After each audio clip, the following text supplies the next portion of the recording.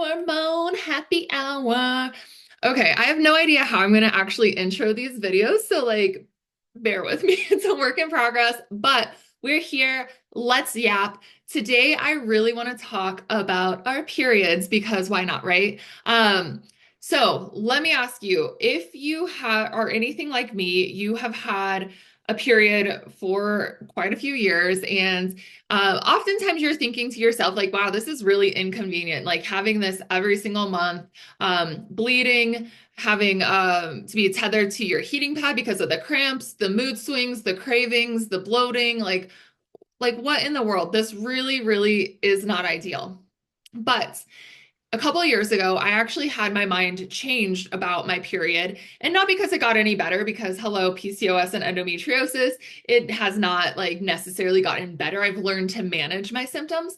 However, I realized that my period is actually a receipt of what is going on underneath the hood. And what that means is my symptoms, your symptoms, are not normal. We do not need to pretend like they're normal, but there's usually something connecting those symptoms to a hormonal imbalance. And no, these hormonal imbalances, unfortunately, might not show up on blood work. So, a couple of these symptoms might be connected to other hormones. For example, cramps will be connected to your prostaglandins. Your mood swings could be connected to estrogen, progesterone, your thyroid, and cortisol. Your heavy periods can be connected to estrogen and progesterone. And so, a lot of times, these will not show up on blood work, or they will. And most of the time, a doctor will put you on birth control or hormones of some type. And I've learned that that is kind of just a mask. If you decide to go down the hormonal birth control route, that is totally fine. Do your thing. I'm not here to talk you into anything else. However, we can use our lifestyle, our nutrition, our fitness, etc., to really help these symptoms and not deplete the hormones further. And so when we are having symptoms, I look at that as just a receipt from our body that something is going on internally that needs to be addressed.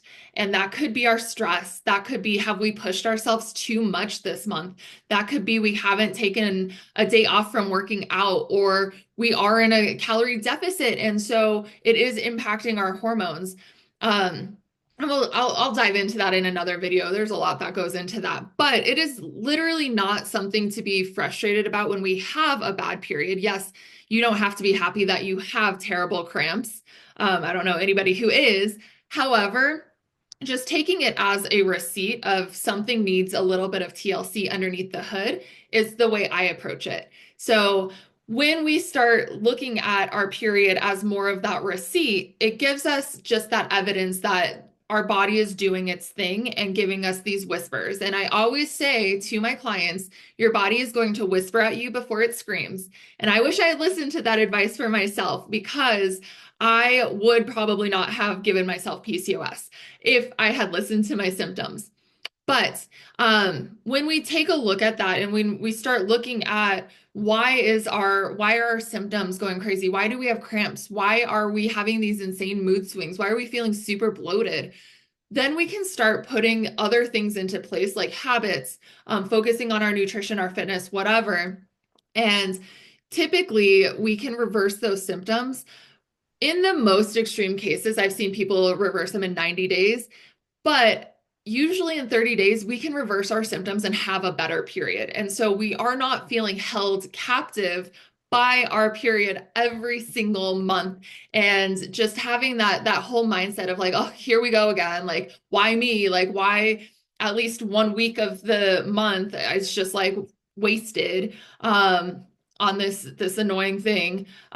Instead, let's, like, our period is kind of annoying. I get it, but we can just use it as feedback of what our body is telling us. And flipping that script has really helped me actually appreciate my period and what my body is doing without me really doing much work on my own side. So let me know if that resonates with you. And if you have period symptoms, I just want you to know that is not normal. I will talk about that in another video, but that is not normal. We should not be having heavy periods, cramping, mood swings. Even if people are saying that it's normal, it is more common. It is not normal. So, but you have a lot of control of how you can approach your symptoms. So that is all I have for you today. Cheers, and I will see you at the next happy hour. Bye.